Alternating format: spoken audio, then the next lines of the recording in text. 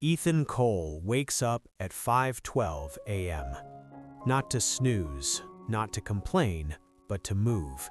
Because in his mind, discipline is love. Coffee pours into a ceramic mug, steam rising in the quiet kitchen. Button-down shirt, carefully pressed, laptop bag zipped, shoes by the door. He pauses outside his daughter's room. The door is slightly open. Soft pink walls, stuffed animals lying neatly on the bed. She's asleep, peaceful. He almost steps inside. Almost, but he checks the time instead. 5:47 a.m. Traffic will be bad, so he turns the handle gently and leaves. The family dog watches him from the hallway. At work, Ethan is respected, reliable, calm under pressure. The man who stays late. "If I had 5 more like you," his boss once said, "we'd double revenue." Ethan carried that sentence like proof he was doing life right, proof that sacrifice meant success, proof that providing was enough. Lunch break. Ethan's phone lights up. A photo from his wife, his daughter, holding up a drawing. Bright colors, big smile. Across the top in uneven letters, "For Daddy." He smiles, just a little. He types, "That's amazing. Tell her I'm proud of her." He doesn't call. There's a meeting in 5 minutes. He tells himself it's just timing. That night, he gets home at 8:30. The porch light is on, dinner covered in foil, still warm. The dog greets him at the door, tail wagging. His wife sits on the couch, television low. "Long day?" she asks. "Yeah, big client." He eats at the table, scrolling between bites, nodding at half-heard sentences. His daughter shows him the drawing again. He glances at it. It's beautiful, and he means it, but he doesn't look long. He tells himself, this is temporary. Sacrifice now, stability later. Work hard today so they won't struggle tomorrow. And in his mind, that makes the long nights noble. That makes the distance necessary. That makes the silence acceptable. But love doesn't measure effort, it measures presence. And slowly, without realizing it, he is giving them everything except himself. Saturday morning. The kitchen smells like pancakes, strawberries on a plate, syrup bottle open. His daughter stands in the living room, recital dress on, shoes polished, hair carefully done. She's been practicing all week. She looks at him. "You're coming, right?" He smiles. Wouldn't miss it. And he means it. At 9:12 a.m., his phone rings. He steps into the hallway. A client, a problem, a deal about to fall apart. "It'll just take an hour," he says. He walks outside. The SUV door closes. 1 hour becomes 2. 2 becomes 3. His dashboard clock reads 11:47 a.m. The recital started at 10. He grips the steering wheel tighter. He drives faster than he should. When he walks into the auditorium, it's quiet. Bright lights off.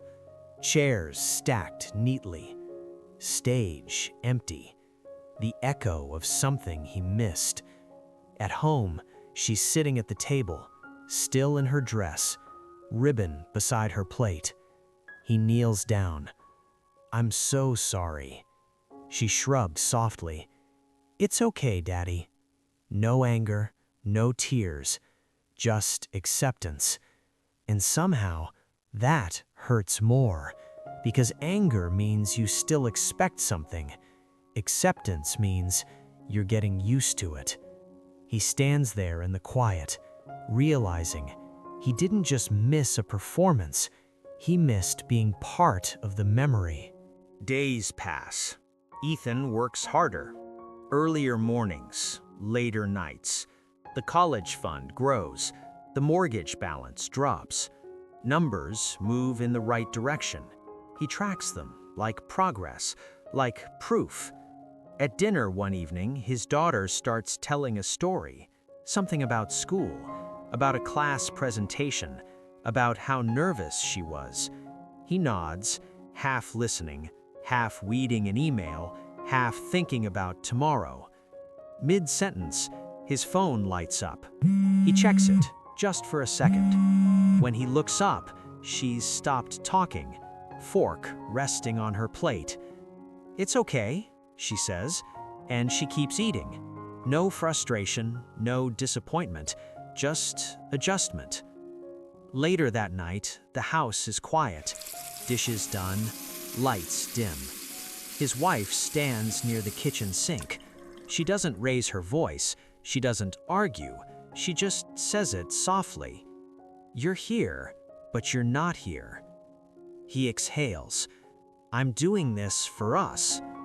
She nods slowly. "I know." A pause. That's the problem. He doesn't respond, because part of him knows she's right. He's building security, but losing connection. He's present in the room, absent in the moment, and he doesn't yet realize the shift is already happening, not loudly, not dramatically, but quietly, the kind of quiet that changes things. He starts noticing things, small things, the kind you only see when you finally look. She doesn't run to the door anymore when he gets home. The dog does, but she doesn't. She doesn't look into the crowd before practice. She just plays. She doesn't ask for help with homework. She figured it out. Or maybe she figured he wouldn't be available. One evening, he sits in his car again, engine off, dashboard dark. The house glows warm through the front window. Inside, his wife and daughter are laughing on the couch, popcorn bowl between them, a movie playing. He watches for a moment. They look happy, and he realizes they learned how to be happy without waiting for him. He feels like a guest in a life he's paying for. The driveway feels longer tonight. The distance feels heavier. He always believed sacrifice meant love, work harder, provide more, secure the future. But no spreadsheet tracks missed moments. No promotion replaces presence. For the first time, he asks himself something he's never asked before. If I'm doing this for them, why do I feel so far from them? And the question stays with him, quiet, uncomfortable, unavoidable. That night, he stands in her doorway again. The same doorway, the same soft nightlight glow. She's asleep, curled slightly toward the wall, stuffed bear tucked under her arm. He remembers when she needed him just to fall asleep, when she wouldn't rest unless he sat beside her. Now, she sleeps fine without him, and something about that feels like loss. He used to think this was strength. Work harder, carry the weight, endure silently. That's what a father does. No one taught him that presence is also provision. No one told him that being there is part of protecting them. The next morning, 5:12 a.m., the alarm goes off. He turns it off. He walks down the hallway, stops outside her door. 5:43 a.m. Traffic will be bad. The day will be full. His inbox will be waiting. He hesitates, hand on the doorframe. Then, he steps inside. He sits on the edge of her bed, gently brushes her hair back. She stirs. "Daddy?" "Yeah." Her voice is small. "You leaving?" He pauses. For the first time, he doesn't have a quick answer. And in that silence, he realizes something. Providing built the house, but presence builds the home.